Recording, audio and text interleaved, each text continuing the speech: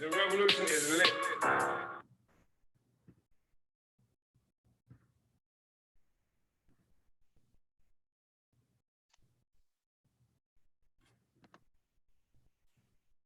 Uhuru comrades, and welcome to today's Omali Taught Me Sunday Study featuring Chairman Omali Yeshitela. My name is Akile Anai, Director of Agitation and Propaganda for the African People's Socialist Party, as well as your MC for this morning. Today's study is highly important, and we encourage you right now to share this stream, invite your friends and family to it, so that as many of our people can be involved in this discussion. This week, the chairman continues with Vanguard Up, Unity of Theory and Practice, the political report to the first 7th Congress plenary of the African People's Socialist Party, resuming from the section International Tribunal for Reparations to African People on page 66. You can find the study materials in the Facebook and YouTube descriptions. In last week's study, the chairman left us with a declaration of our first International Congress taking place in 2023 in occupied Azania, South Africa. This Congress will signify a great leap forward for our party and the overall African liberation movement, and will happen following the decades worth of organizing for a solid presence on the continent of Africa. This Congress will be preceded or followed by an International Tribunal for Reparations to African People, which the chairman gives the basis for in this study. This will not only assist in consolidating the African Socialist International in various places throughout the world, it also contributes to our overall revolutionary mission of reclaiming power and becoming self-governing. These tribunals will exercise African worker state power and will help to spread the theory of African internationalism worldwide. Both of these major occurrences, the International Congress and the International Reparations Tribunal, will contribute to the growth of the African Socialist International, which is the only vehicle capable of making these things happen. Finally, African people everywhere have access to their own political party, their own theory. Our struggles are not these isolated struggles that get diminished by the illegitimate borders placed on us by imperialism and colonialism. Our struggle for real independence and socialism is one that involves the entire participation of Africans all across the world.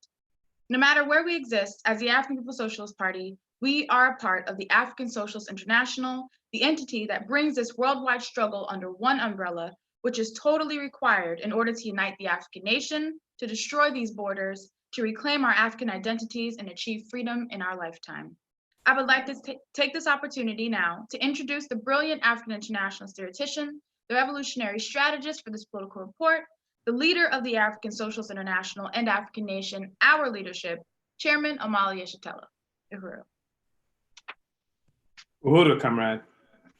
I want to appreciate Comrade Akile Anai for the introduction.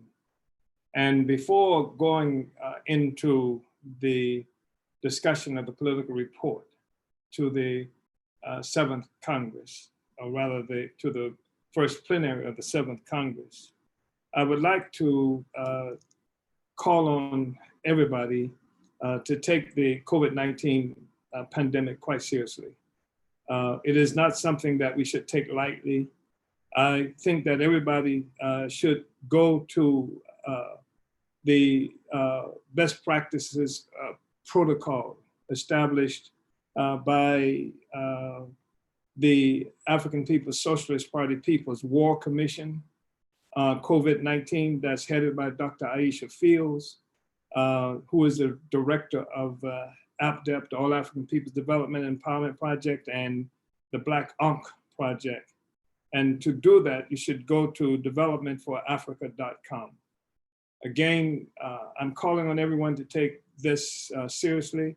The best practices, which include things like covering up if you can, you must, because even if you don't have possession of a medical mask and things like that, we can make them. Going to developmentforafrica.com which is the site of the All African Peoples Development Project that's leading the commission, COVID-19 People's War Commission. We can learn how to make them. There are instructions there that even have children involved in making the mask. So it's something that we can do. We should do it. And in the absence of that, bandanas are something that we should be prepared to do. We should keep the necessary social distancing and things like that. But we should not allow COVID-19 to deter us from the work that we have to do. We just have to use best practices. And it means that we have to find ways of organizing in our communities as well as through social media and other platforms such as that. And this is going to be complicated by the threat of the disease itself, as well as by the threat of the colonial capitalist state that is imposing various kinds of restrictions on movement and behavior in the name of fighting against the disease. We are busy on every front in our party and our movement. We are prepared to struggle, and we are preparing the African working class for the task of governing, of becoming the new ruling class of a liberated and united Africa and globally dispersed African nation. That's still key to our agenda. My being here today, even talking about COVID-19 and speaking to you, is part of what the African People's Socialist Party was organized for nearly 50 years ago. That is to make the liberation and unification of African people worldwide a reality. It is recognition that for this to happen, then there must be organization among the people, there must be leadership of the people, and that we cannot rely on the leadership of the colonial capitalist ruling class for solutions to our problems and salvation for our people. So there's work to be done, and we have to do that work. And what we've been talking about in terms of the political report to this first plenary of the 7th Congress is implementing the regional strategy that we have developed, which ultimately requires organization, every block, every community, every cell in prisons, every campus. It requires that kind of organizing and contact with people to the extent that we can do this through best practices. It doesn't mean that this does not carry risk with it. But the fact is that when we came into existence as a party, it was during a period where it was very clear that the struggle of African people was something that was riddled with risk. In fact, you wouldn't have to have a struggle for liberation unless there were risk involved. There is to say that there is an imposition of an illegitimate authority, alien and foreign hostile authority presides over the freedom and assets of African people worldwide, and our struggle is to take that back. So there are risks there.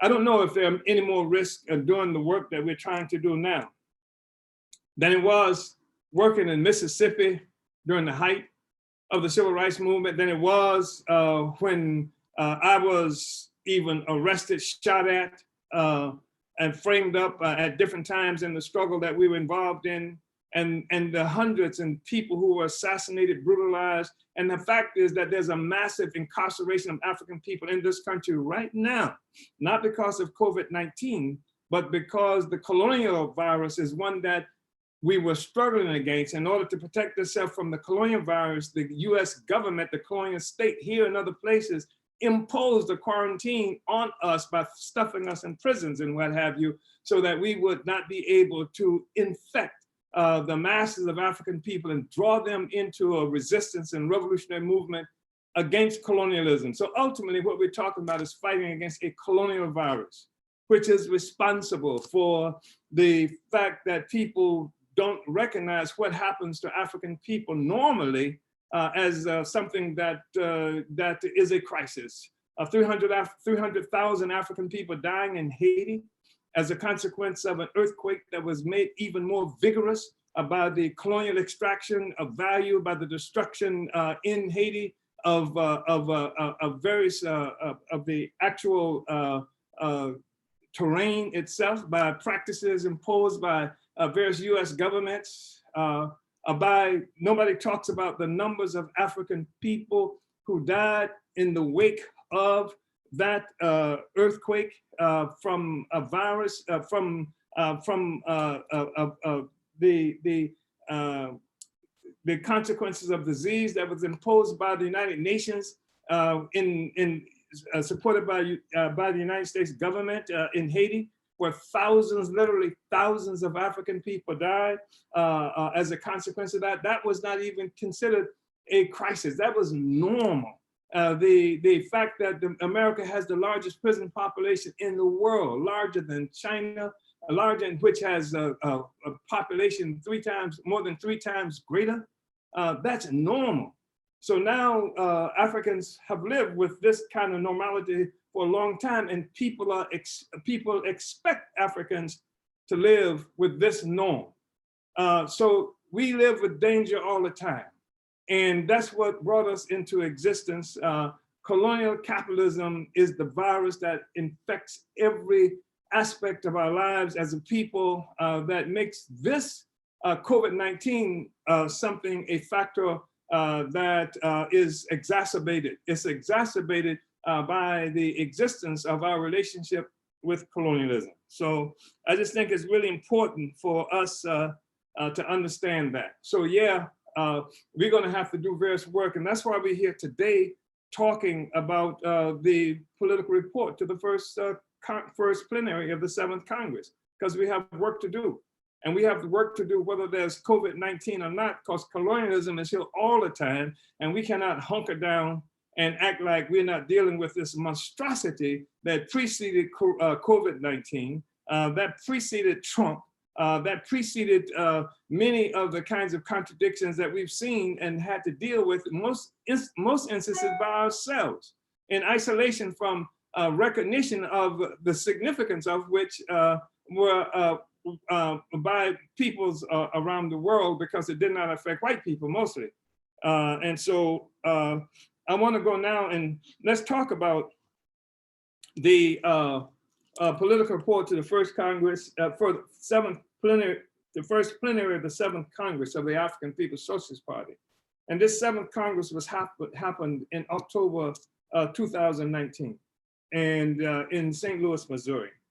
And the 7th Congress was, the political report to that 7th Congress was characterized as Vanguard, the advanced detachment of the African working class. And so now we are looking at a political report title from the first plenary of that Congress, titled Vanguard Up, and the unity of theory and practice.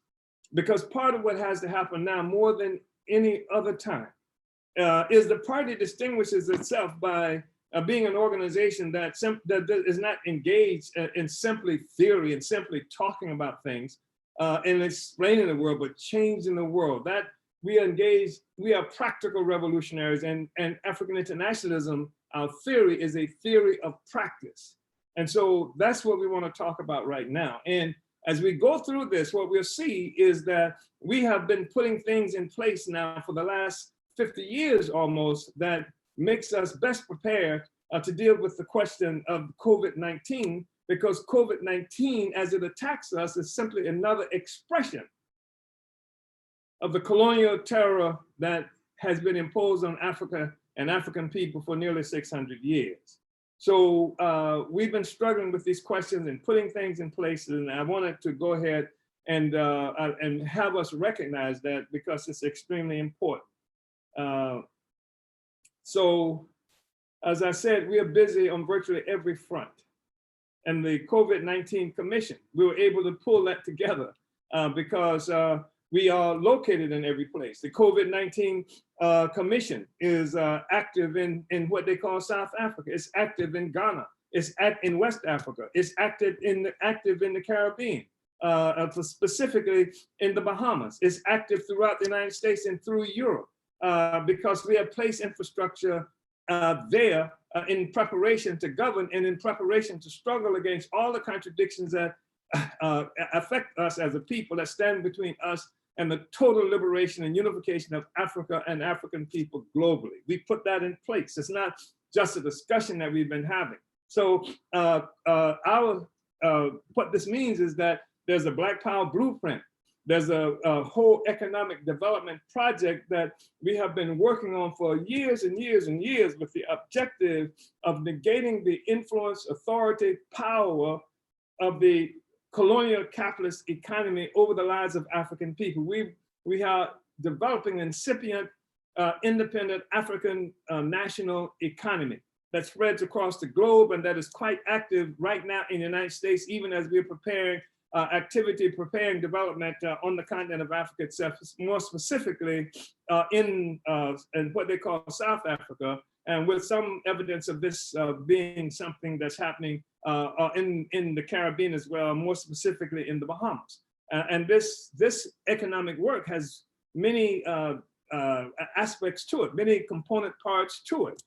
As you will see, and as people inside our party understand as a concept, and the Uhuru movement.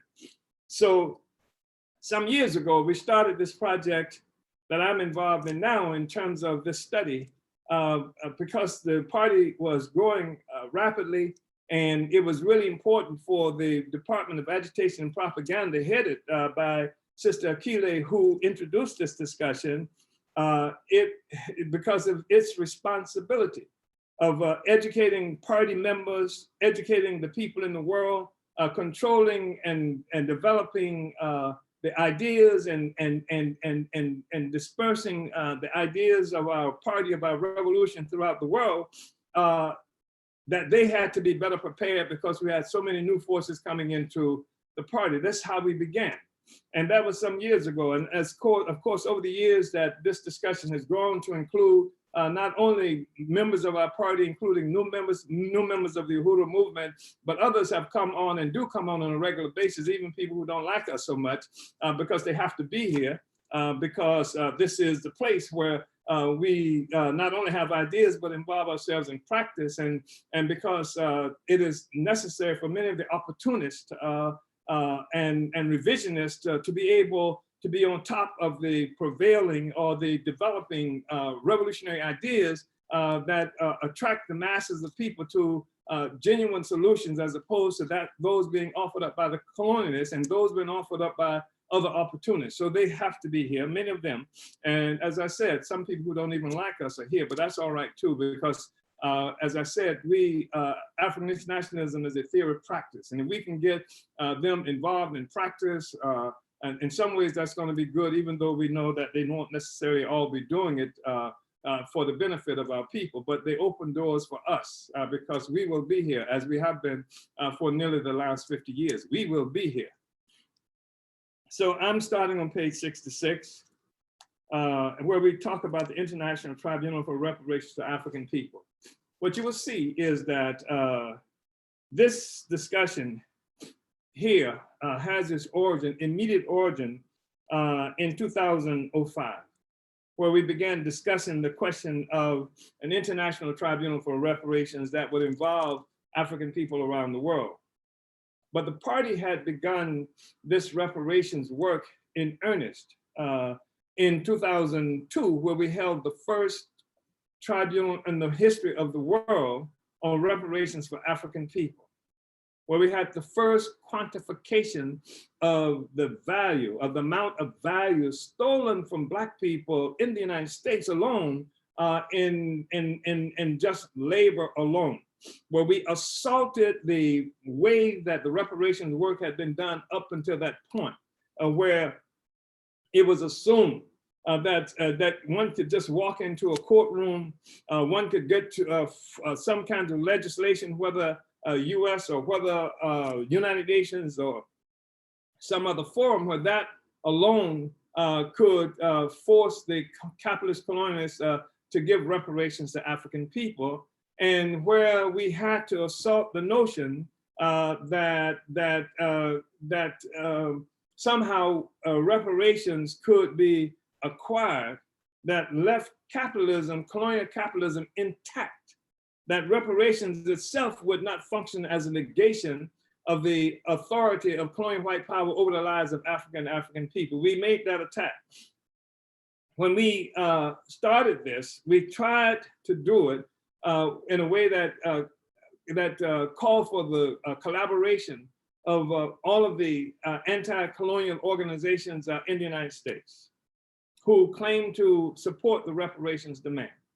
And we tried to pull them into the process of building for the first World Tribunal on Reparations for African People that happened in Brooklyn, New York in November of 1982. We got no support from any of those organizations, though some of them showed up to testify because it gave them, some of them, an opportunity to face the people and say things and be significant. We had to go against some nationalists who tried to stop it from happening, one of whom has subsequently been referred to as the father of the reparations movement. We had to contend with the fact that some nationalists in New York actually initiated a boycott of the first tribunal on reparations. So the struggle that we made to unite the reparations movement did not succeed, but we did end up creating by ourselves the African National Reparations Organization, ANRO. And this was in November of 1982. It was supposed to have been, from our perspective, an organization that allowed all of the pro-independence believers in the reparations movement to cooperate in a single organization without any particular political line being the dominant line. It was something that we would participate in pursuing collectively, and that did not work. And it didn't work in part because of the question of class, which is something that many forces have refused to recognize in the African world, with the notion that everybody Black, and that means everybody catch hell. That means that ain't no classes because white people kill you if you middle class, upper, lower class, et cetera, et cetera, et cetera. So we had that kind of logic that we had to contend with.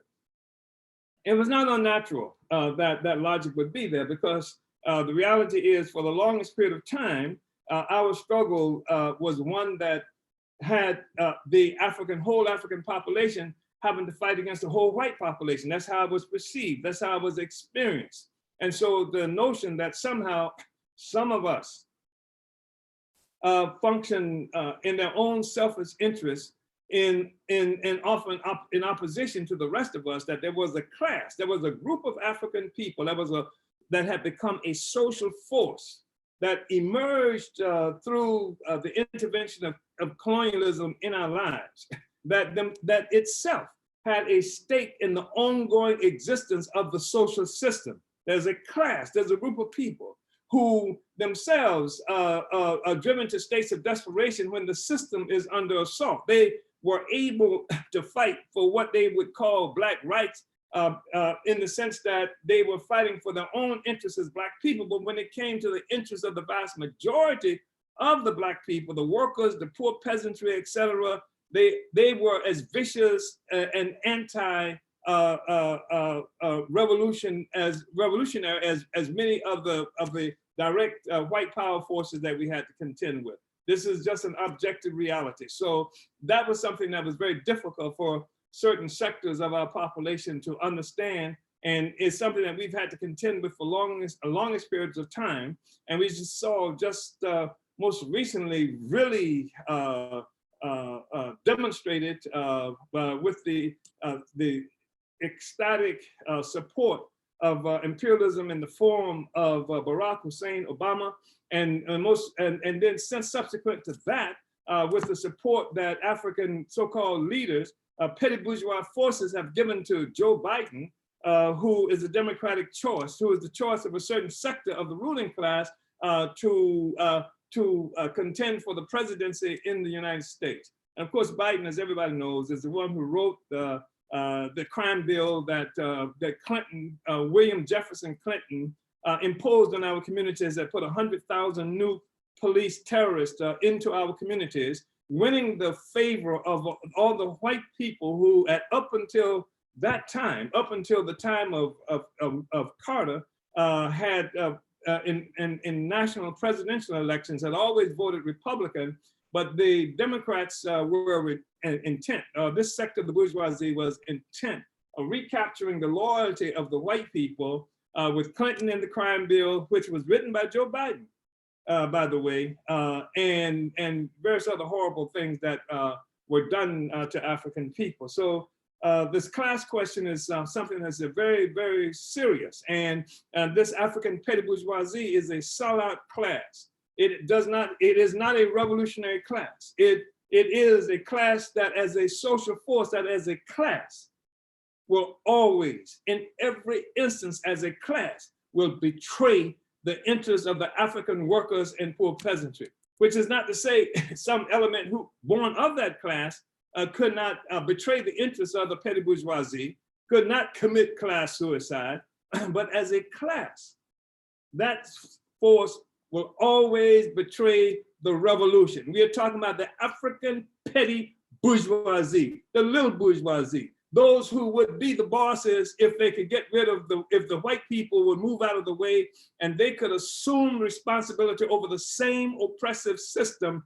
Those forces as a class will always betray the revolution. So they're the ones who will obscure, disguise, tell us that there's no such thing as class. They would give us another characterization of who these forces are so that you don't have to deal with the reality that there's class struggle. In the struggle for national liberation, in the struggle for the liberation of our whole people, there's a class war that's raging, that's going to make a determination of what social force from the nation is going to be the leading force, what social force is going to be necessary to overturn this relationship that we have with capitalism as well as with colonialism itself. So I'm on page 66, and I'm starting, as we go through this, members of the party and Uhuru movement will see that it was also a part of the process, though not articulated in some aspects of this, it was also always a part of the process to build the African Socialist International, to unite the African Revolution globally, so that the consequences would be a major assault, a strategic assault on colonial capitalism that deprives the whole peoples of the world of access to our own resources and to our own freedoms. So on page 66, we start off with the discussion around the International Tribunal for Reparations for African People. And remember, the first Tribunal on Reparations for African People, organized by the African People's Socialist Party, happened in 1982, November 1982 in Brooklyn, New York. Before then, it never happened. Before then, there was never a quantification saying, this is how much money the white people, the white system owe Black people and just labor alone in the United States. And even this, as we've learned so much more since that time, understated horribly the amount of resources that's owed to African people. But it was the first time it had ever been quantified by anybody. So on page 66, International Tribunal for Reparations to African People.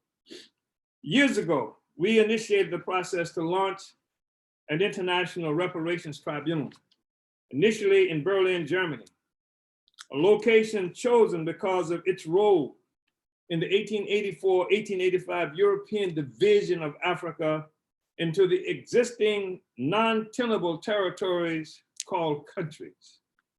In October 2005, we joined with African representatives of 13 other countries in Berlin to begin organizing to build the International Tribunal for Reparations to African People, or ITRAP, to be held in Berlin in June of 2007.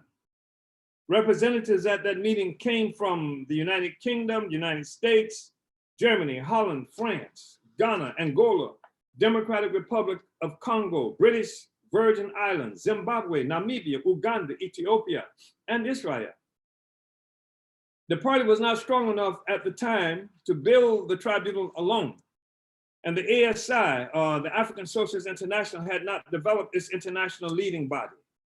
Today, the African Socialist International leadership structure has increased its ability to make the International Tribunal feasible and worth considering before or as a consequence of our pending 2023 International Congress. Based on the party's proposal for building the tribunal at the time, the conditions are as right today as then for convening the tribunal, if not more so. Speaking of the resistance to finding the world at the time, that was in 2005, the tribunal proposal proclaimed, quote, even in the height of this crisis caused by the people's resistance, the participation of African people in this struggle is a conscious, united force is non-existent. Indeed, the struggle of African people is incoherent. Africans are generally regarded by the rest of the world as charity cases. The legitimate struggle of African people is assumed to be over, and we are all regarded as either unappreciative recipients of the sacrificial generosity of white people and their governments, victims of our own corrupt leaders, or self-inflicted casualties of resource mismanagement. This is a far cry from the 1960s, when the struggle of African people at home and abroad constituted a leading element in the struggle against imperial white power. Then the future of Africa and her children scattered abroad was bright. Like others around the world, we anticipated liberation within our lifetime. This was before the imperialist-inspired coups in Africa that resulted in the loss of some of our greatest champions, such as Kwame Nkrumah and Patrice Lumumba. This was before the imprisonment and death of Mangaliswa Sobukwe by the white settler colonial regime of South Africa. This was before the success of the counterinsurgency that defeated the Black Revolution of the 60s in the US and elsewhere, and the successful advent of neo-colonialism in Africa and within the imperialist countries themselves. Today, while our lives and existence are severely compromised by imperialist avarice, our people are disorganized and without a vision of the future. The unity of our people globally has been fractured, and there is no recognized or agreed upon strategic trajectory that would give our movement the necessary coherence to thrust us back into our rightful place in the struggle to reclaim our resources, our sovereignty, our land, and our dignity. This proposal to initiate the World Conference on Reparations for African People in Berlin on June 2007 will provide us a major unifying thrust in this struggle. So even at this time, we saw the tribunal, the World Tribunal that we wanted to do in Berlin as an instrument for unification of Africa and African people in pursuit of the struggle for our total liberation and the total unification, the unquote. So the African Socialist International, the International African People's Socialist Party, is the only organization capable of building the World Tribunal on Reparations for African people. We are the only force with an organized presence throughout the African world and the advanced theory to do this. We are the only organization that is compelled by the historically based quest for total liberation and unification of Africa and African people to do the tribunal. See, we've never said that there are not other forces who might want to make reparations, or there are not other forces who are opposed to police jailings and things like that. But we are saying in terms of a comprehensive program for liberation that includes the struggle for reparations, includes the struggle against police violence, and includes the struggle against neocolonialism and all of these other manifestations of colonial domination and capitalist domination and exploitation of African people. The party is the only force that's pulled it all together. We are a party that recognizes all these symptoms of our domination and the need to overturn the domination by intervening with the symptoms and mobilizing people who can be one and united to deal with these symptoms and helping to deepen their understanding that these are simply symptoms of a rotten social system that came into existence through enslaving Black people, enslaving our people, colonizing African people and other peoples around the world. We're the only organization that has that as a mission, to make the African Revolution as a part of the anti-imperialist war against capitalism, to get rid of capitalism, get rid of colonialism in the world. We are the only organization that has been created for that purpose and that works in that interest all the time. The initial 2005 proposal for the tribunal offered a basis for it that only our party can fully appreciate its contribution for forging a revolutionary path.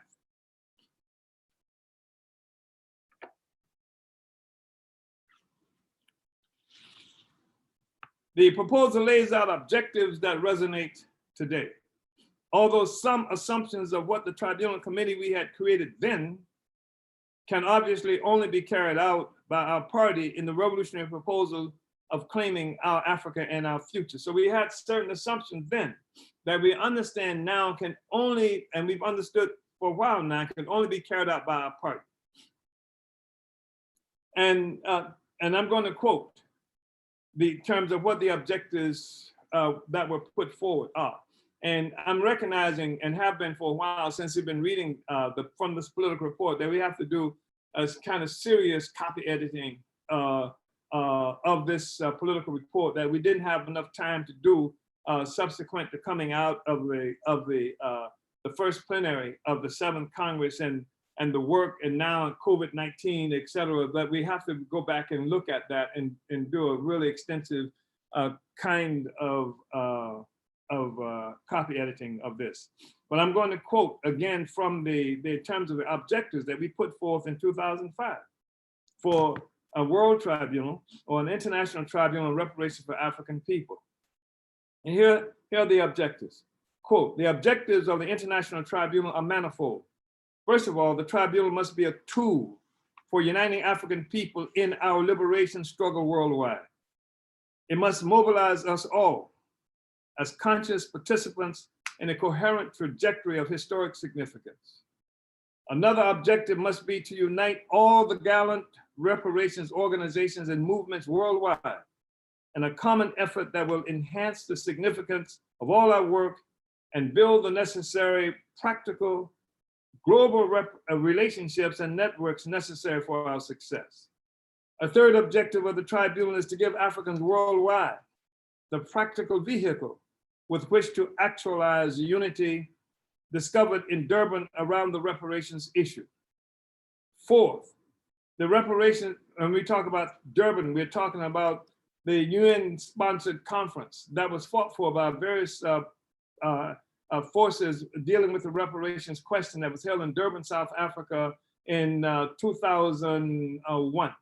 And in August of 2001, the last part of August, lasting up until the first part of September, and I think ending about 3 days before 9/11, that took it off the radar completely. A third objective of the tribunal is to give Africans worldwide the practical vehicle with which to actualize the unity discovered in Durban around the reparations issue. Fourth, the reparations tribunal will allow the international African community to achieve a common explanation for the conditions of existence we are confronted with everywhere we are located as a people. Fifth, the work to build the reparations tribunal can contribute to the necessary organizational unity to build our liberation struggle based on practical activity as opposed to simply being united around abstract ideas.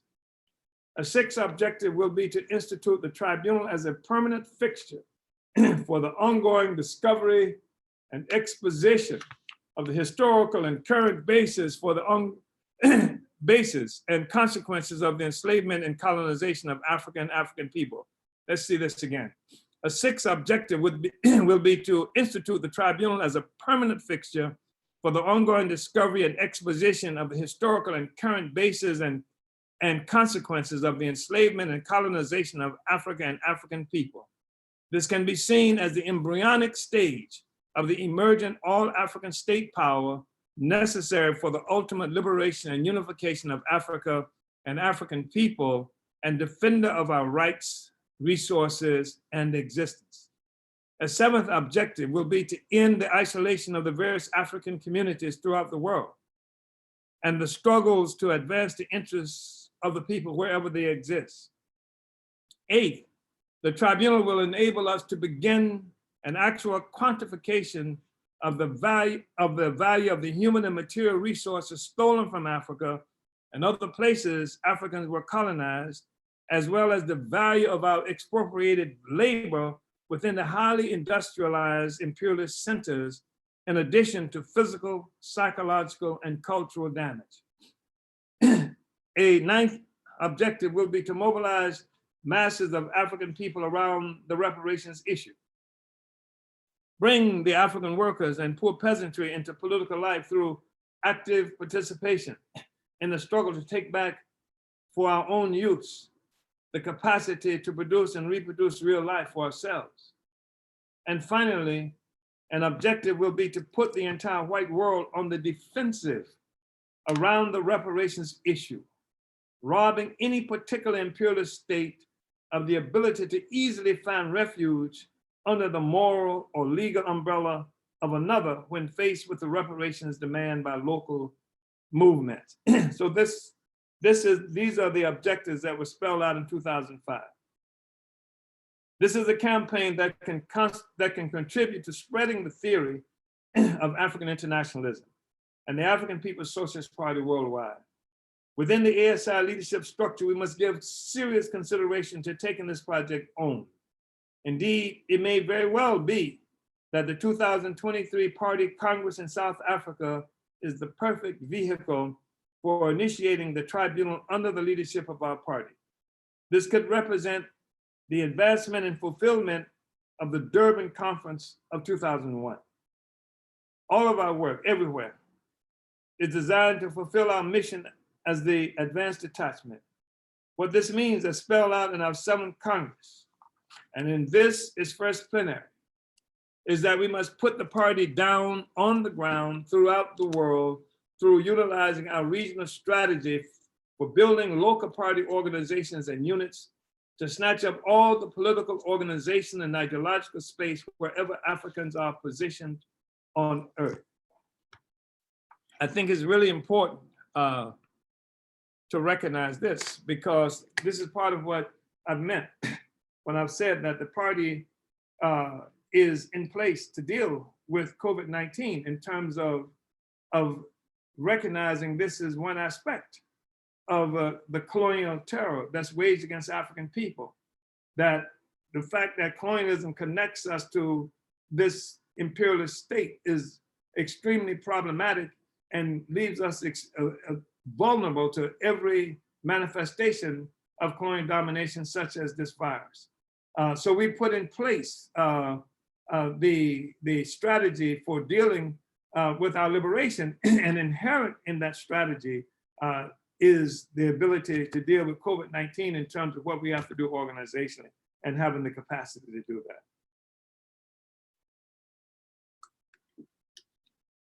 that.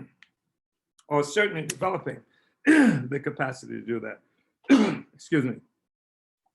While we have to work out the logistics, resources, and structure for this, I am putting APSP occupied Azania President Tafari Mugeri in place to organize the party in various locations on the African continent. He will function as director of organization, possibly for all Africa, something to be determined by the ASI leading body, which has occurred. However, right now, Comrade Tafari is being proposed to travel to Ghana to assist in building the party's presence there. This is something that was disrupted by how the COVID-19 has made itself manifest on the continent, more specifically in Ghana and in South Africa. I know this comrade has his work cut out for him in South Africa. However, his clearly demonstrated dedication to our party over everything else, and his firm unity with African internationalism as the guiding advanced revolutionary theory of these times, along with the practical work he leads in South Africa that gives truth to his commitment, makes Tafari the logical cadre to take this task on at this critical moment in our history. The African Socialist International is beginning to take real organizational form. Secretary General Louise Kinshasa has done an outstanding job in winning followers of the Uhuru movement throughout Europe and Africa at different times. The ideological work he has done through participation in various political actions, especially revolving around Congo, his place of birth, but also through his writings and regular live streaming of our ideas and actions in French and Lingala, contributes to greater development and support of African internationalism. Comrade Louise has been a mainstay in the work to build the African Socialist International in Europe and Africa. Now we have a more inclusive ASI leading body, and Tafari as the directive organization helps concretize our organizational presence. The future is ours as the advanced detachment. Key to this, of course, is the success of the Secretary General can achieve in building a support staff in his office. We are ASI wherever we are. What is fundamentally important is the recognition by all party organizations and members that we are the African Socialist International wherever we are in the world.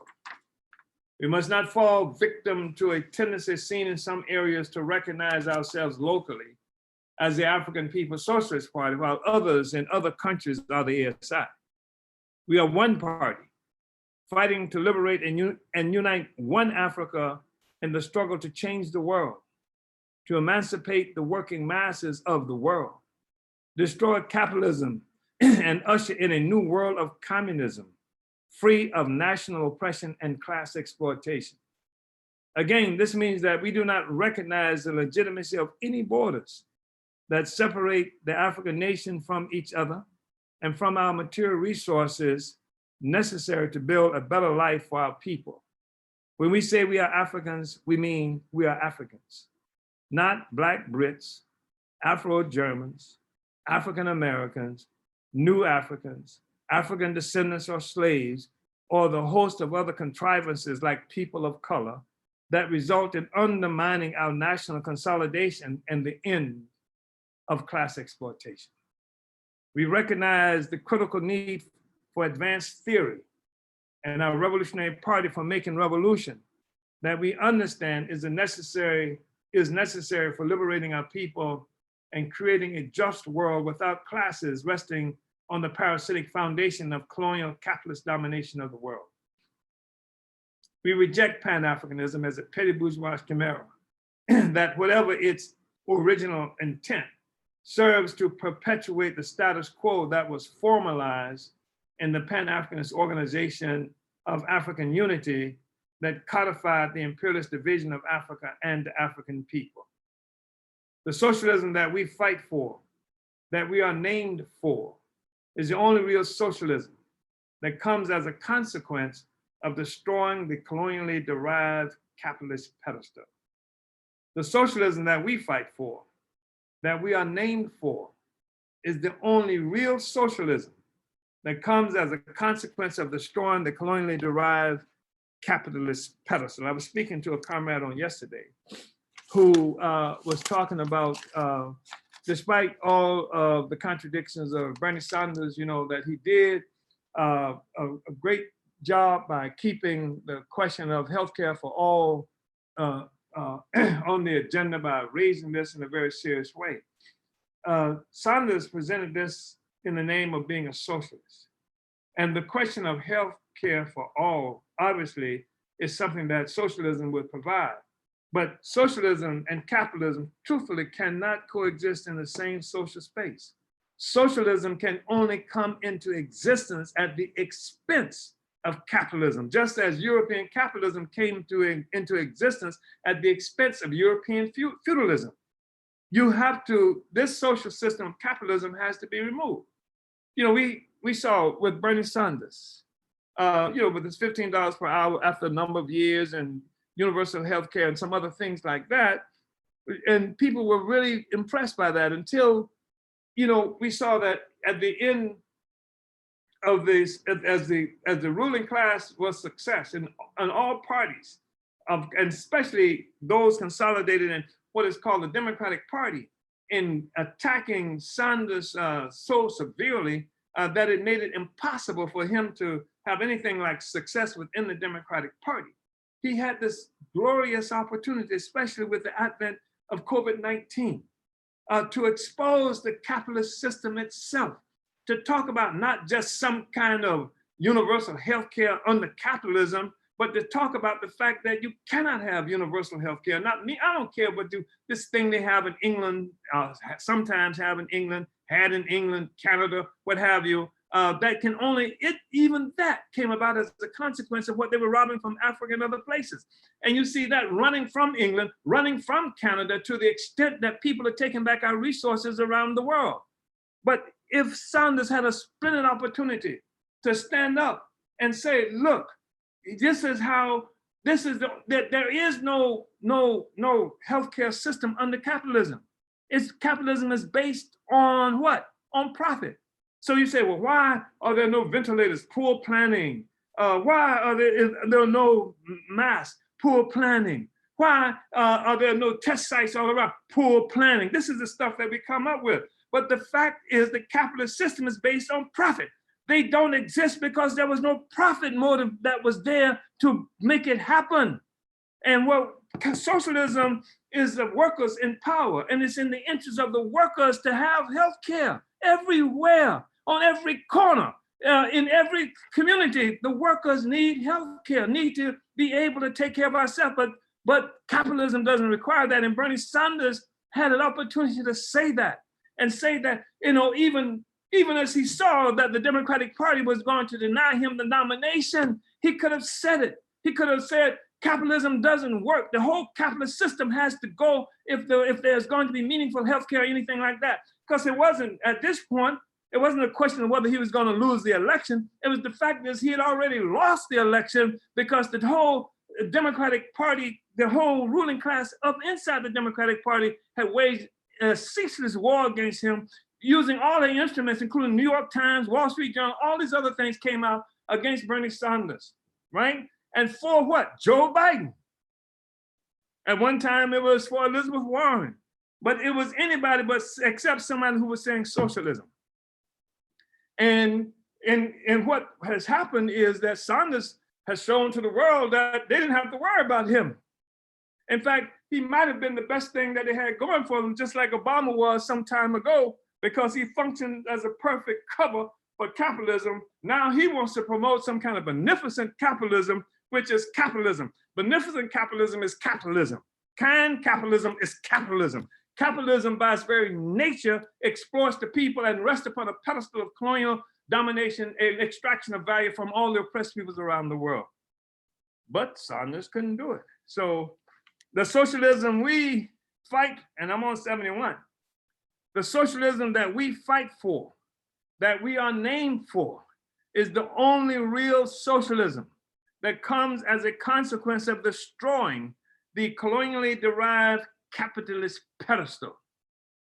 That's why he couldn't be for, he gonna be for socialism, but he can't be for reparations. The socialism we fight and are named for is a socialism that comes as a result of the defeat of parasitic capitalism, not to be confused with the white rights movement usually fought for by white left citizen colonizers, which is the white rights movement, is what Sanders was promoting, which is why as socialist he wanted to be, as much as the quote unquote left loved him, he could not win the support of the African community. It wasn't because Africans were crazy. It was because at least Biden, from their perspective, might produce something, but this guy Sanders had no commitment, could make no demonstrable commitment to Black people at all, nothing. Couldn't be for reparations. Of course, Biden was, but Biden comes from a historical trajectory of the Democratic Party, at least pretending to do something. Sanders is a newcomer. He had the ability to say stuff, do stuff that Biden or Clinton or none of them could ever do. And Obama couldn't do, but he didn't do that. And he would have been the best thing that the colonial capitalists had going for him if he could have done that, because he was a kinder, gentler capitalism, but he was still capitalism. While not generally recognized as such, the United States is also a settler colony, no different from the settler colonies of South Africa, Rhodesia, Canada, Australia, New Zealand, etc. And certainly no different from the white nationalist settler colony of Israel established on African Palestinian land. We refuse to build or participate in the movement based on legitimizing the settler regimes by fighting to integrate with the settlers. Indeed, we have appropriated as our own a slogan of the Pan-Africanist Congress of Azania, quote, one settler, one bullet. By the way, that slogan is illegal in South Africa today. In the US, a fight to integrate with the settlers would amount to betrayal of the indigenous peoples of the Americas and a denial of the fact that while we are Africans and Africa is our national homeland, we are also a part of the revolution of the Americas. Struggling for integration would obscure the reality that Africa suffers today because of the theft of human resources no longer identified as Africans. And this is what happens. Things get stolen from Africa. You steal bauxite from Africa, from Guinea, and it goes, it comes out like as rocks and minerals, you know, that's not recognizable for what it's gonna be when it gets to the United States, and it becomes in other places in the world.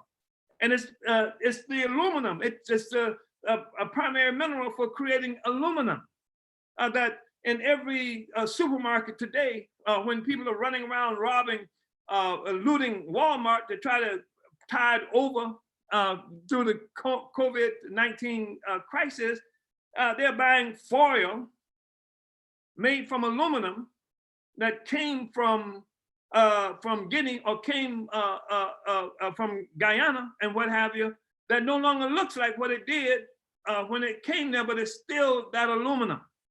And it's got lost now, and people don't recognize it. The cocoa beans that come from Ivory Coast and other places, and sometimes use child slave labor to get it, that ends up owned by Hershey or some other major corporation like that. It doesn't look the same. And then you have the Africans who get stolen from Africa. This is another fundamentally important resource that gets rebranded, just as Alcoa rebranded the aluminum foil, just as Hershey rebranded the cocoa bean. The African has been rebranded and now is an African-American, Afro-American. This is just the nicest thing that's been called, we've been called in a long period of time. We're Afro-Swedes, you know, et cetera, a lot of these other things.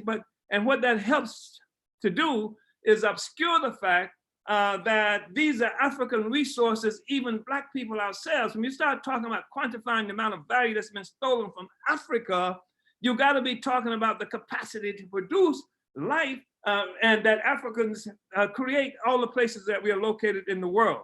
So struggling for integration will obscure the reality that Africa suffers today because of the theft of human resources no longer identified as African, just like the cocoa bean is no longer identified with the cocoa trees. There are no cocoa beans in Hershey, Pennsylvania, where they got 10 years at least of the world's stock of cocoa beans. There are no cocoa beans there. So it's not even recognized as coming from Ivory Coast and a consequence of child labor, children, Black children who've been worked to make that happen. Or there's no, and Firestone rubber company makes the tires and what have you. There's no evidence that the hands that got chopped off by Leopold in Congo to create the rubber plantations, or the resources that came out of Liberia that was discovered by Marcus Garvey and reported in his newspaper that put Firestone and all these other imperialist companies, it's not even recognized as having a relationship to Africa. But to talk about struggling for integration obscures the reality that Africa suffers today because of the theft of human resources, in addition to the material resources that are no longer identified as African. Our revolution is also within the US, not directly as a fight for our national homeland, but because we are deeply allied with the people of the Americas, whose current immiseration is due in part to the theft of their land as a part of the process of constructing colonial capitalism. Indeed, the plight of the indigenous people is one of the reasons that capitalism is more correctly defined as colonial capitalism, denoting its parasitic origin and nature. The African Revolution has as its primary objective the liberation and unification of Africa and Africans of the world. This means that the African Revolution is wherever we are as Africans. There is no place that our struggle is not objectively a part of the African Revolution. There is nowhere African internationalists are that we are not subjectively and organizationally a part of the African Revolution. Our enemies have sought to obscure our relationship to Africa and our identity as Africans. But while we fight for the liberation of our homeland, Africa is also wherever we are as Africans, and our victory anywhere is a victory for Africa.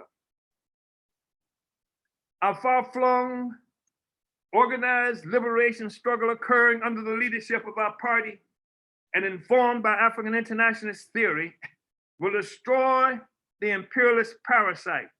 We will deprive the parasite of its colonized hosts in Africa and throughout the world. Ease relate to Africa. The All African People's Development and Power Project is something that we want to talk about now. And again, we're on page 72. APDEP, the All African People's Development and Empowerment Project, is an important African internationalist organization that opens the door to the struggle for African liberation to an often overlooked sector of the African population. Indeed, Africa suffers from what is often characterized as a brain drain of skilled professionals. These Africans in whom Africa has invested so much often end up as doctors, nurses, and engineers in the US and Europe, while Africa is deprived of the benefit of these skills that should contribute, to our development. We've seen, for example, once upon a time, this was, going back even years, where there were more Nigerian doctors, as they're called, Nigerian doctors, in Manhattan than there were in Nigeria. That's extraordinary. And by the way, an African in Nigeria, and what is called Nigeria, in whom our people there have not invested so much of our resources to create, right? This person became a doctor there because of the African resources that went to make it possible for this person to be a doctor. But there are no doctors that's accessible for the majority of people there in Nigeria.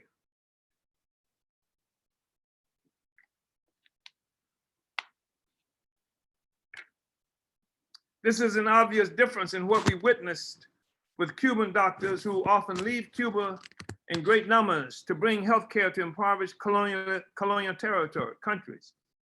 And we've just seen that in Jamaica, Cuban doctors in Jamaica.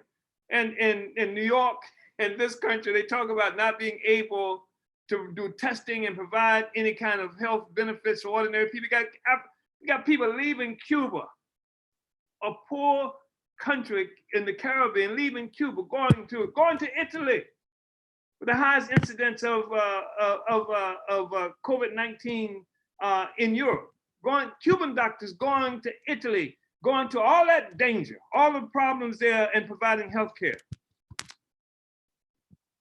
This is particularly due to the fact that Cuban doctors are informed by a revolutionary perspective that promises the liberation of the oppressed. AP, All African People's Development Empowerment Project, provides us with an opportunity to take the revolutionary philosophy of African internationalism to skilled workers, to win them, to willingly endure any hardship in the process of contributing their skills to the liberation of our Africa. I mean, African doctors would stay in place in Africa and other places if there was some kind of promise that doing so would change circumstances on the continent. Without that, they're like every hustler that's there on the continent, out for themselves. They're like the little girls that you'll see walking in the middle of the street in downtown Accra with a bunch of bananas they're trying to sell or something else like that. Because the social system does not provide for employment and utilization of these resources that's there. So they can't even see a future in Africa for themselves or for Africa. But if they could see a future for Africa in which they were included and could play some instrumental role, then that would be a different story, just as it is with Cuban doctors. And that's why the All African People Development Empowerment Project is so important. So, however, unlike Cuba, APDEP has been confronted with a recruitment base trained to serve colonial capitalism. It is a training they receive to be the petty bourgeoisie and bourgeois institutions that makes them valuable to APDEP. In other words, this is how they get their training and capacity, their skills, learning to be the petty bourgeoisie. A part of APDEP's task is to influence, indeed, induce class suicide when possible, or at minimum, harness their technical expertise to the anti-colonial interests of the African nation as defined by its advanced attachment, the African People's Socialist Party, Vanguard of the African working class. APDEP's Zenzele consignment in Huntsville, Alabama, is an institution created to fund and promote the important projects of APDEP that gives concrete meaning to our party's work for African unification and self-development.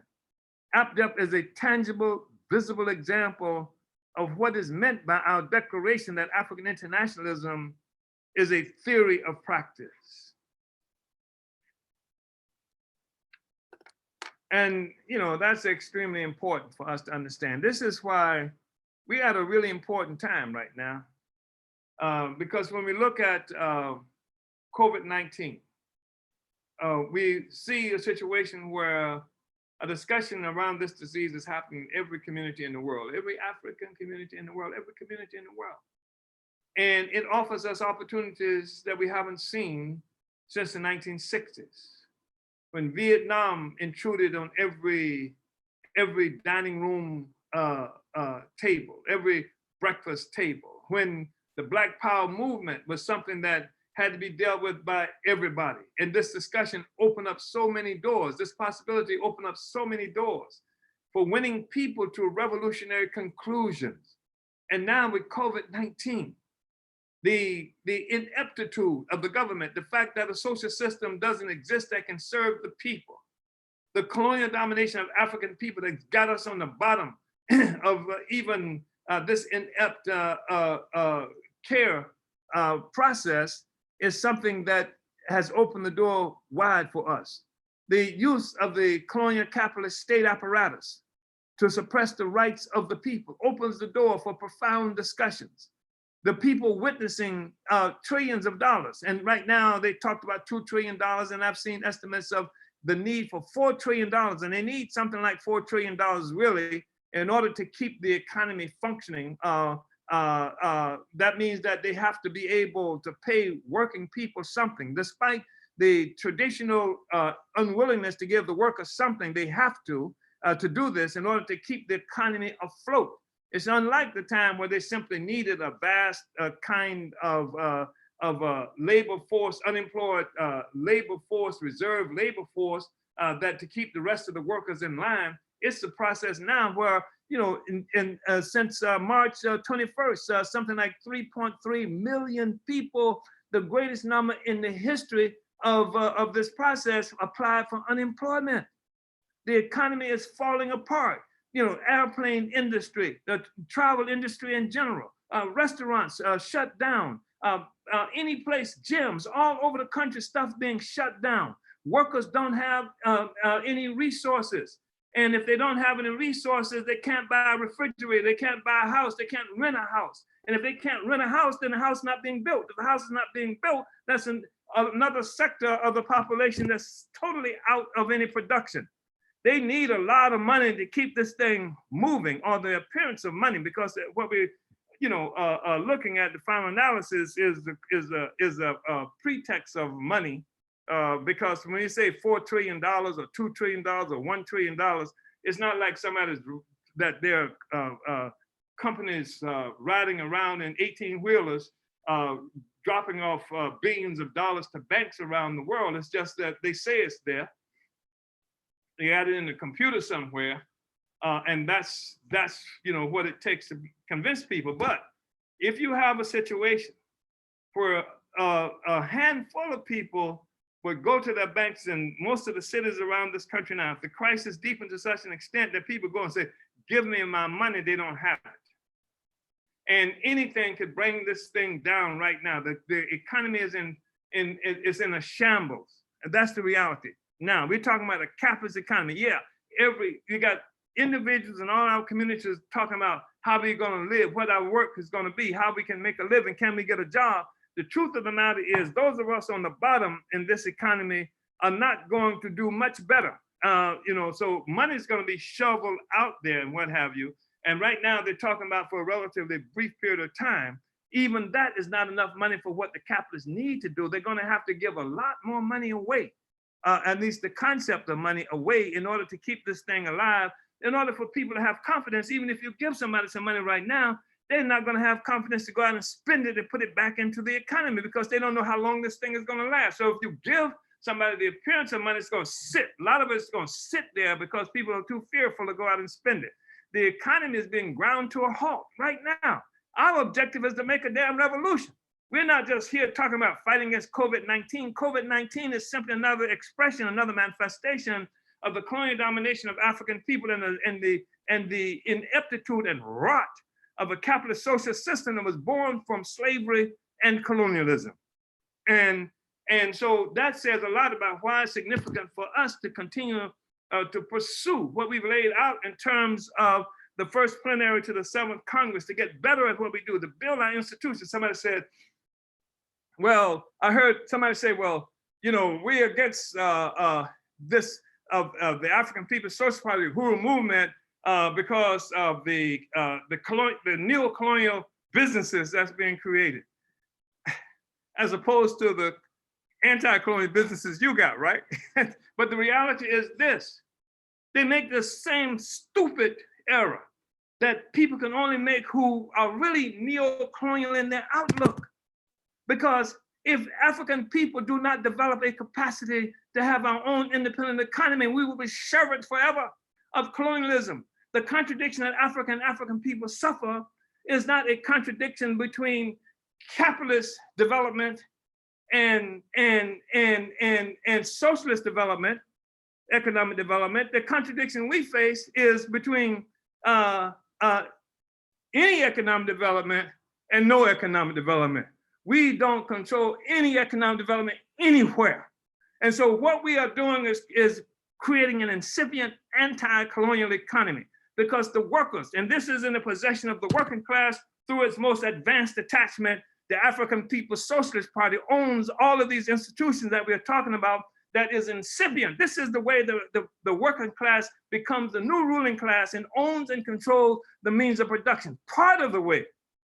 Much of it, of course, is when we talk about reparations, we are also talking about seizing control of the means of production in the name of reparation, the name of what's been stolen from African people. That too should become part, possessed by the African working class that has experience in running industry and things like that through what it is that we are developing right now. That's anti-colonial economic development, buddy. That's anti-colonial economic development. Wow. So we say then that Africans Africans coming to Sierra Leone in West Africa, for example, from all over the US to create rainwater harvesting in a place being crippled with a variety of waterborne diseases, where 1 out of every 8 African women is expected to die in childbirth, concretizes our slogan, One Africa, One Nation. Likewise, Africans from ABDEP, rather than from an imperialist non-governmental organization, an NGO, who bring expertise and materials in the fight against an anti-imperialist influenced Ebola epidemic, represent the highest expression of anti-colonial African unity. And we could say against COVID-19 pandemic. I mean, we were saying this then about Ebola. We're saying that the party is in place, that ABDEP is in place. ABDEP's work goes beyond any speeches made by UN delegates or Pan-African charlatans and any other opportunists who would see the creation of economic institutions in the hands of the African working class as some kind of neo-colonial project.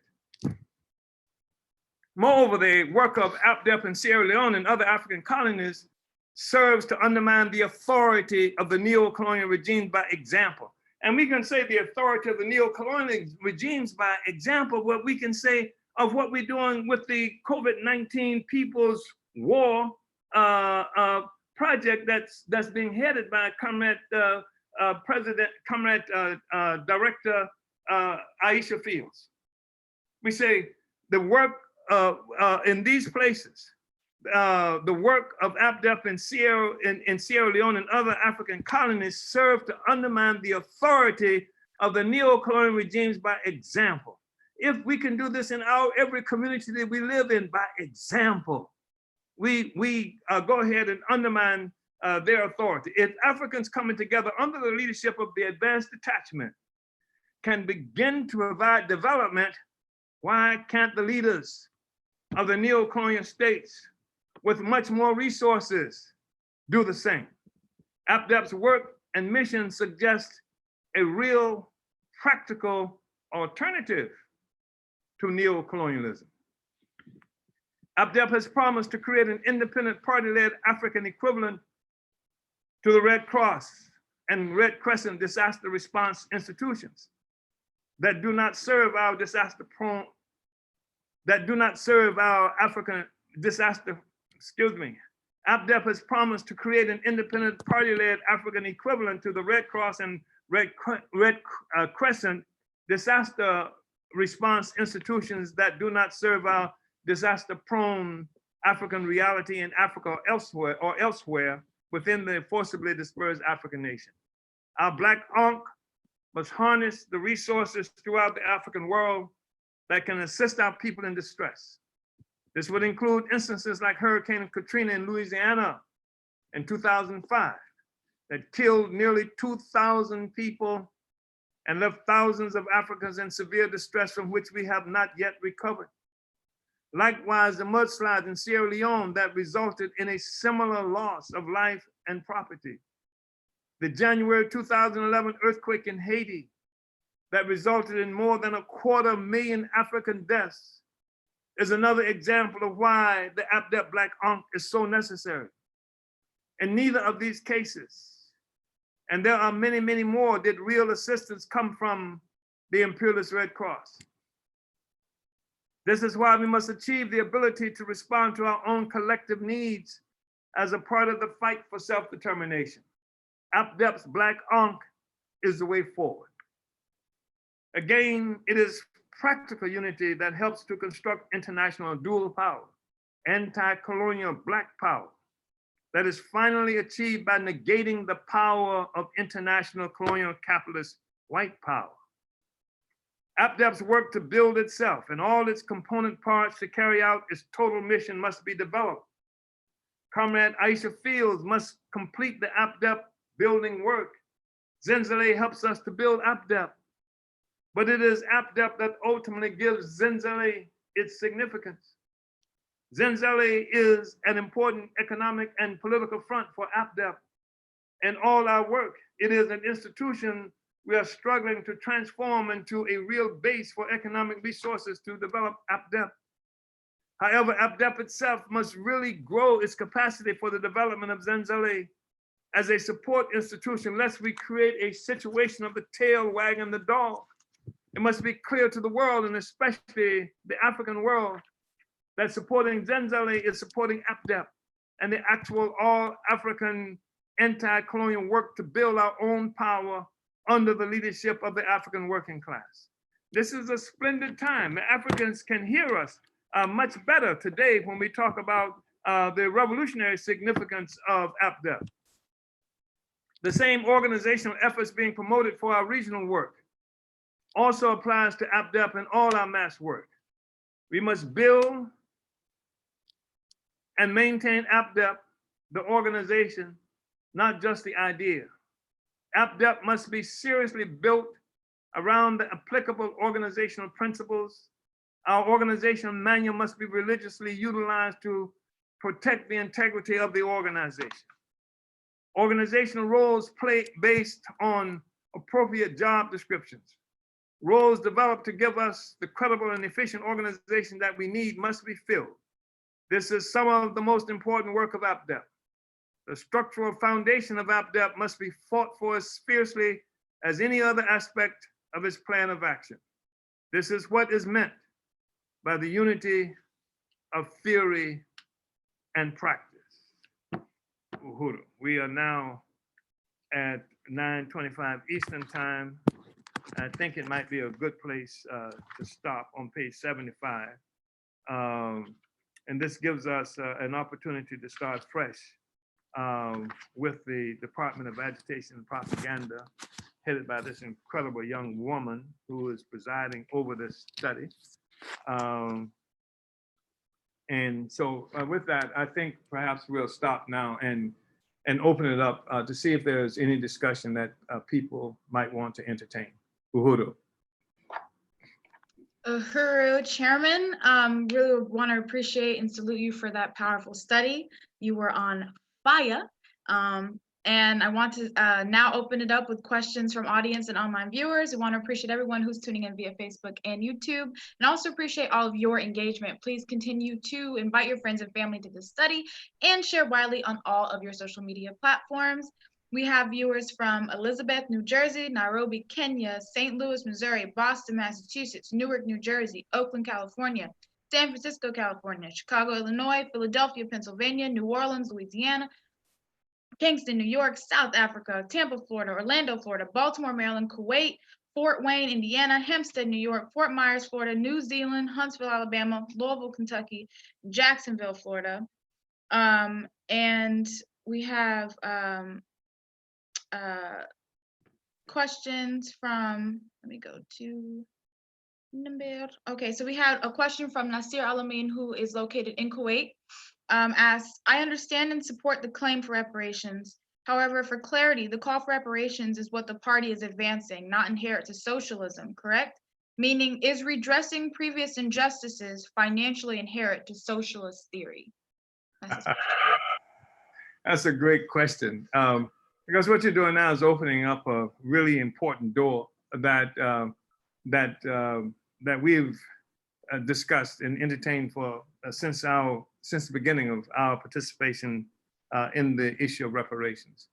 Because it is true, like this person who I referenced earlier on, who was subsequent to a refusal to support the development of the African National Reparations Organization and the First World Tribunal put out a statement earlier on when they finally began to do the reparations work, that reparations could pay if you need your house painted or your teeth fixed and what have you, you can, reparations would do that. And it is true that many, and perhaps the majority of people who talk about reparations do so with the assumption that a successful claim for reparations will leave the existing social system in place. And that's all right for us. I mean, we want everybody who can embrace the question of reparations to do it. We want this to become the dominant issue for the African world. But we don't see this, the reparations demand being something that the colonial capitalist system can survive. The thing is, one of the most important things that we did as a party was to take the reparations demand beyond the small circles that had up until that point embraced the question of reparations and thought that by taking it to this court or this other colonial institution, it's going to be the way forward. We say do that, but that's not the way forward. The way forward, I mean, ultimately, is winning masses of our people to unity with the reparations demand. This means that we have to disclose the fundamental contradictions that African people suffer from. The poverty, the problems that we have in every community we got has to do with this parasite that has affixed itself to Africa and all of our resources. And from our perspective, the reparation demand has to unleash masses of people, and that it has to be something it is a function of the revolution. So that's what we see. And ultimately, what brings reparations, as opposed to what I know the US government will be forced to do at some juncture, it's going to offer us something. It's going to offer us something as they're offering workers now to be quiet. We'll give you $1,200 or something like that to bide over this coronavirus thing, and we'll call it reparations. They'll do that. But that's why we have to take it to the masses of the people. And that's why this regional strategy is so important. We have to be on the ground in every African community there is, because we're going to max it out. Because as we win the demand for reparations, we played a fundamental role in making it a household word up to now. As we win this thing, and as we're on the ground, wherever we're located, we will unleash the masses. That's what we have to be able to do and provide leadership. And that means that everything that has produced by this system, everything that's owned in this system is something that has come as a consequence of African labor applied to the resources on stolen land of the indigenous people. So, and ultimately, the social system itself has to go, and that's why we see the reparations demand as the function of the revolution, as a prelude to socialist revolution, because that means that capitalism, which rests upon the pedestal of the enslavement of colonized and oppressed peoples of the world, this has to be destroyed. The pedestal has to be destroyed. That means the liberation of the oppressed peoples and unleashing the oppressed people and demand for revolutionary reparations. I think that is part of the struggle for socialism as led by the advanced detachment. Uhuru. Uhuru. Uhuru, Chairman, the next question comes from a viewer on Facebook by the name of Tarama Thomas Penn. And I think they said that they are from New Zealand. Asked the question, what is your take on the eco-fascism ideology that the right are using to justify the deaths caused by COVID-19 and not acknowledging the role capitalism has played? For example, emissions tied to wealth, colonization, debt financing, trade routes, etc. Yeah, I think that's important. I'm glad to raise that, because one of the arguments that we see happening that's supposed to be a really progressive argument that shows the role of capitalism in destroying the environment, et cetera, is that's an explanation that's being given for COVID-19. It's supposed to be an anti-capitalist. And this is, again, part of the whole thing about a fight for white rights, because there's a way that the so-called environment possibly can be rescued, or we can have some amelioration of the contradictions people are faced with. You can perhaps slow, emissions and things like that. But the fact is that all capitalist development rests upon that people want to complain about the assault on the environment and everything else. What greater assault on the environment can be than 100 million or more Africans snatched from the continent of Africa? What that does to the environment in the continent of Africa, to the whole ecosystem of the Atlantic Ocean, where so many Africans died in the process. I mean, all over the world, this is part of it. And we're saying that fundamental to the whole thing.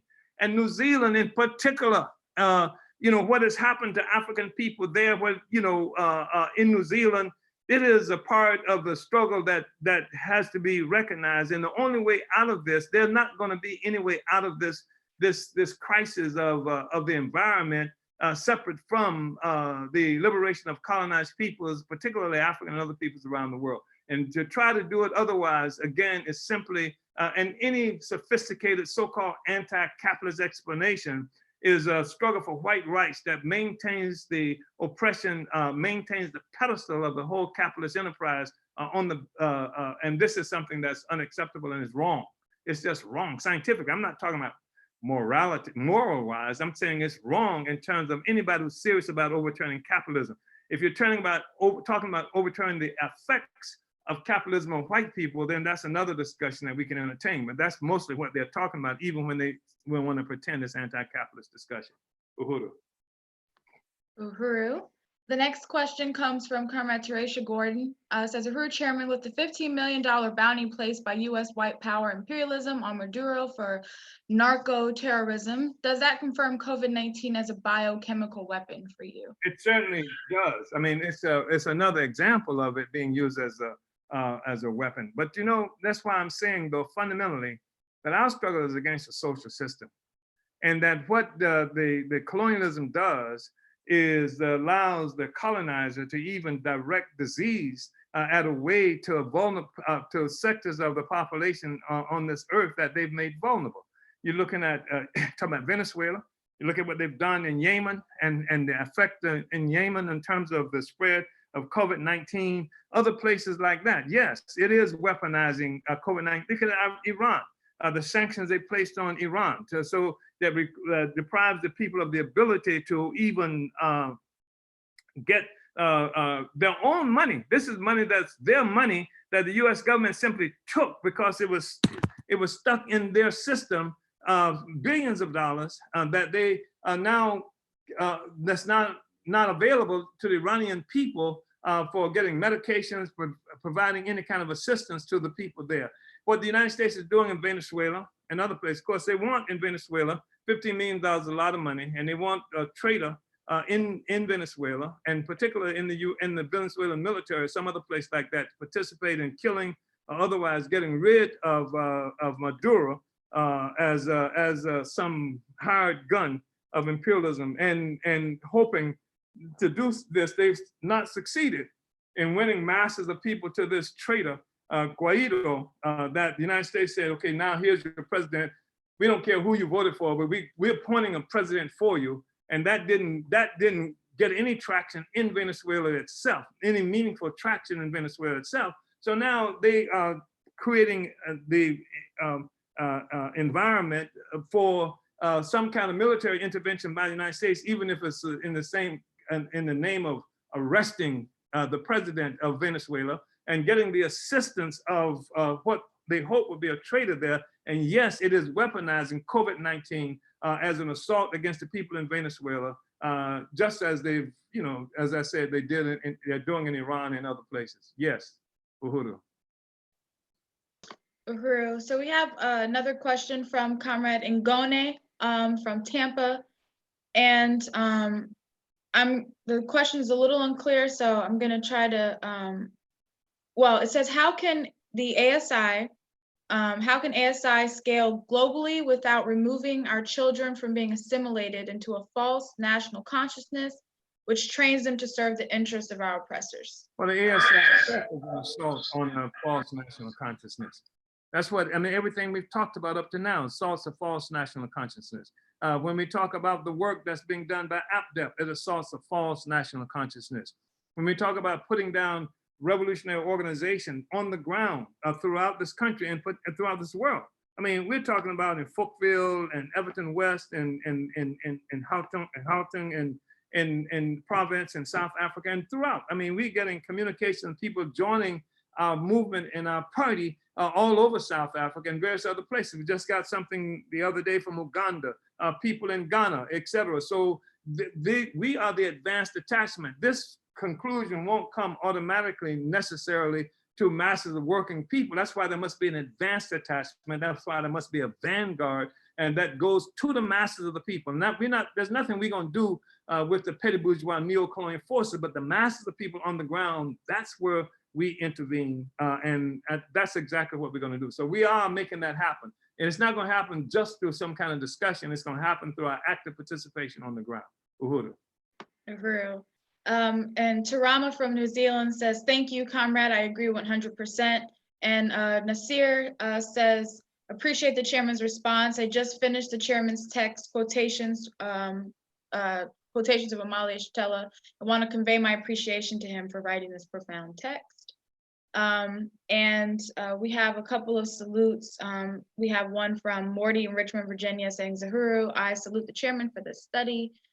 We have one from Comrade Virginia Wilson, who is a Uhuru Solidarity Movement, says, so grateful to study and learn African internationalism and put it to use under the African People's Socialist Party leadership.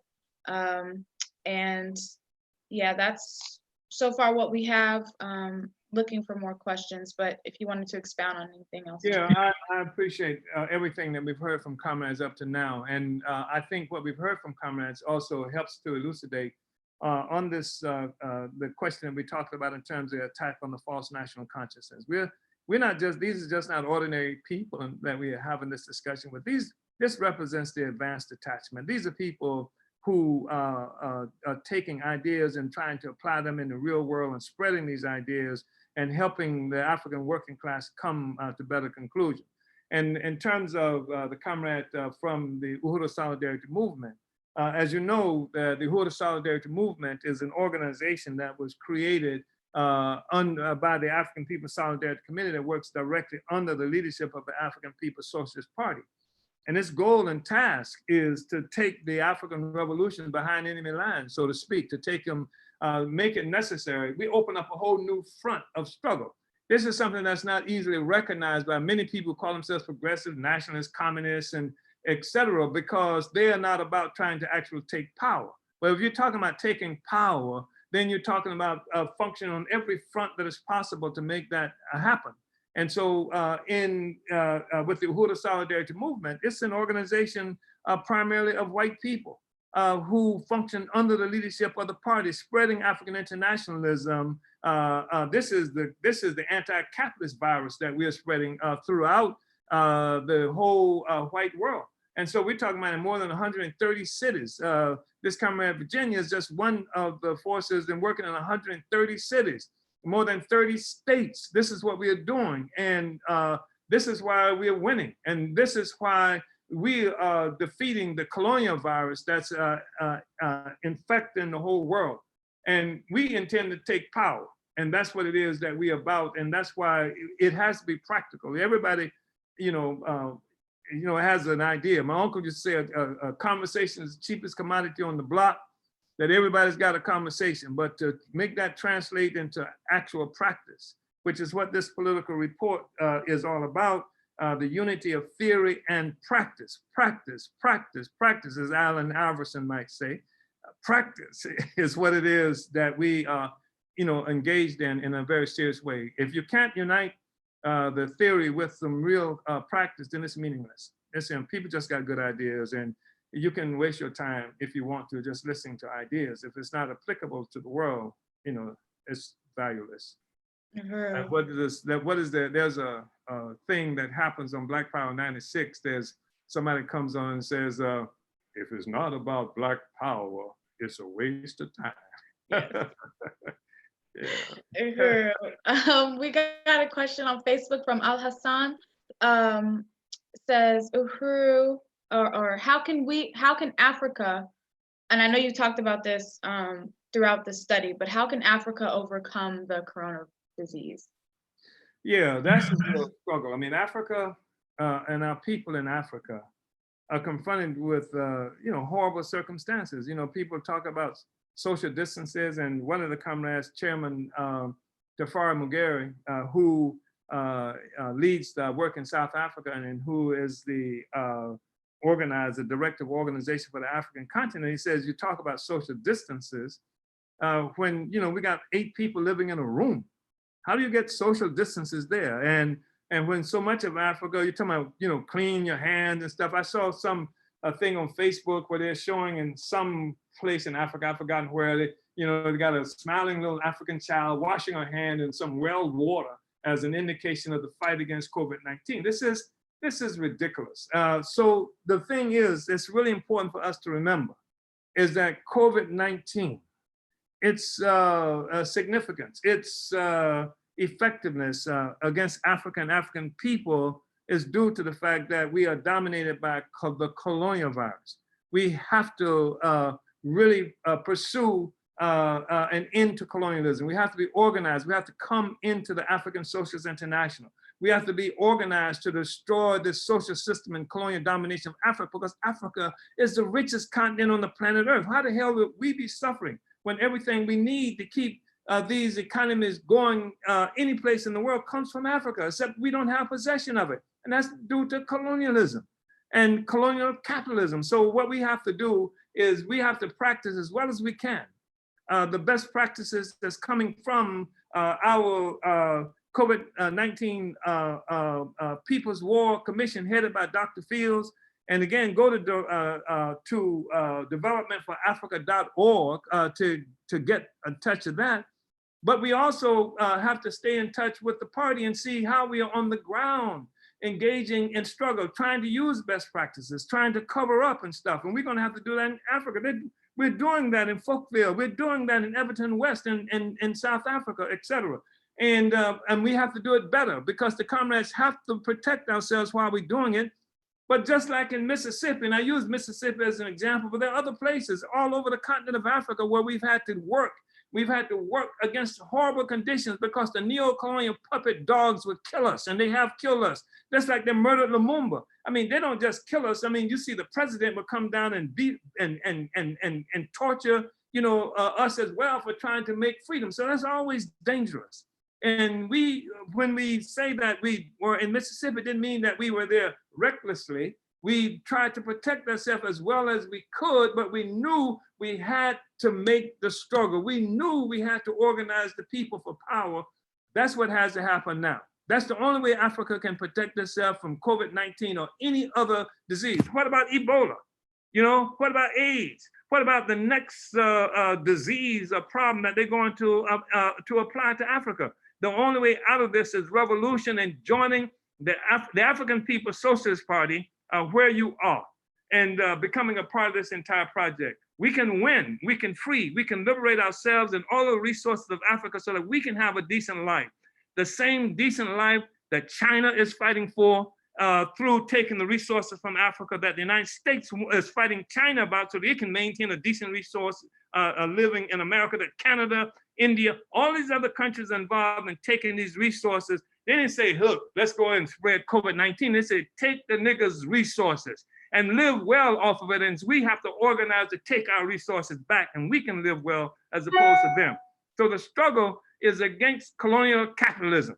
And we are affected by COVID-19 because of our weakness in that area, lack of organization, lack of ideological unity.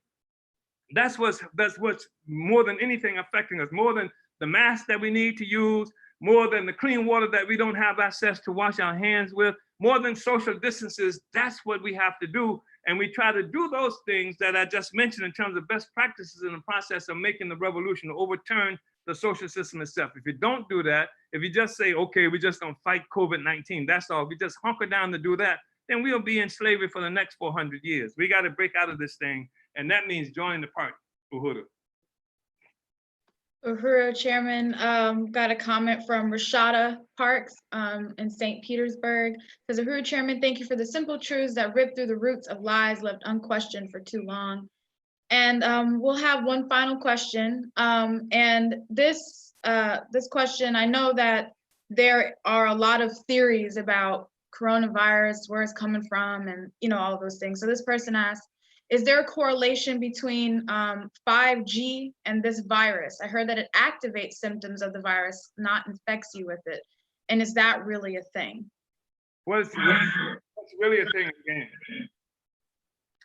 is the fact that I'm convinced that the coronavirus is laboratory created by the United States, some place, and probably Fort Detrick, where so much of the biological warfare originated in this country. And what makes it so easy to believe that is where it first kicked off, like in Wuhan in China.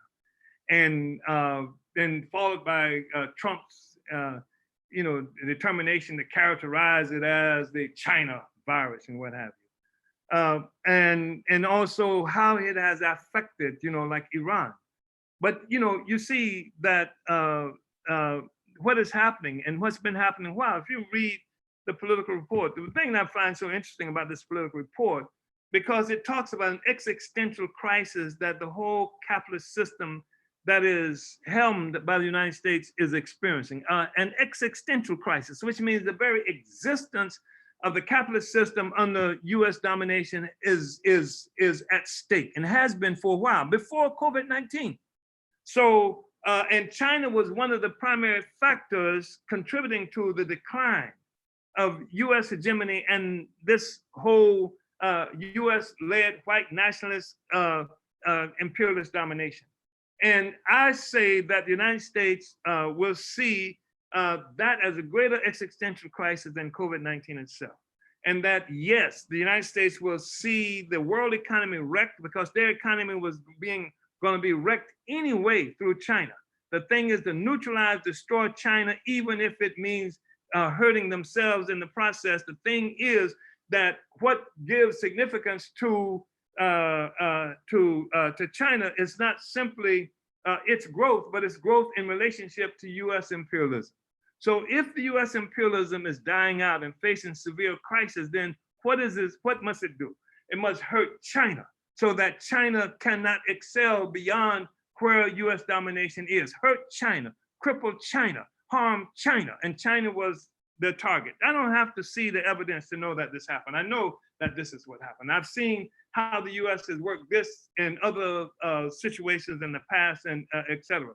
So the 5G manifestation, I don't know what tool or instrument that has been used. That's good speculation. I mean, as good as anything else. But what I do know, again, is that this is a colonial capitalism, and that the way out of this is for us to bust free from the colonial virus, which means that we bust free from what was it, the G5, is that how it's characterized, the 5G, and any of the other manifestations and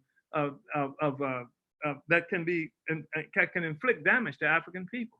We just have to take control of our own lives, and there's no other way out of this. So I just think it's really important for us to understand this. This is the only way out. We're gonna have to take this sucker out, or it's gonna take us out. And that's what it's trying to do all the time. All the time. Normally it does this. Without COVID-19, it does this. Without COVID-19, you got more than 1 million Africans. You got more Africans in prison in the United States than you have people in Djibouti. You have more Africans in prison in the United States than you have people in Equatorial Guinea. This is normal. So the thing is that just because it comes in this face, don't be confused about what it is that we're dealing with. Let's deal with the social system that makes all of these things possible for us in terms of our victimization. Uhuru. Uhuru, thank you so much, Chairman, again. And because of time, we want everyone to know that if your question was not answered, one of our moderators will correspond with you and make sure that the chairman sees your question. The study was brought to you by the Department of Agitation and Propaganda, Winning the War of Ideas. For revolutionary news and analysis, visit theburningspear.com. For revolutionary radio, dynamic shows, and music by Africans all around the world, tune into Black Power 96.3 FM, broadcasting out of St. Petersburg, Florida, and accessible. Download it right now via our Black Power 96 app for Apple and Android, or online at blackpower96.org. Did you unite with what you heard today and want to learn more about how you can get involved with the African People's Socialist Party? Visit apspuhuru.org for all information regarding how you can apply.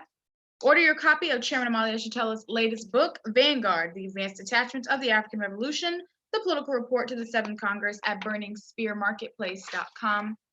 The Uhuru Solidarity Movement's National Convention, previously scheduled to happen in St. Louis, will be taking place on an online platform on April 18th and 19th.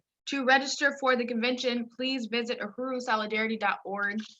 and go ahead and register for that today. The Black is Back Coalition for Social Justice, Peace, and Reparations has postponed its 4th annual electoral campaign school to June 13th and 14th. Registration details for this event will be made available on blackisbackcoalition.org. However, the BIBC will be conducting an online discussion regarding the elections and COVID-19 on April 11th and 12th. More information regarding this can be found on the aforementioned website, blackisbackcoalition.org. The African National Women's Organization has postponed the Black Women's Convention themed Sisters United for the Revolution for July 10th through 12th. Registration details can be found at ANWO Uhuru, that's ANWO Uhuru.org. We are calling on people to follow closely the All African Peoples Development and Empowerment Project, APDEP, on Facebook, or visit developmentforafrica.org for important information and helpful tips in regards to COVID-19.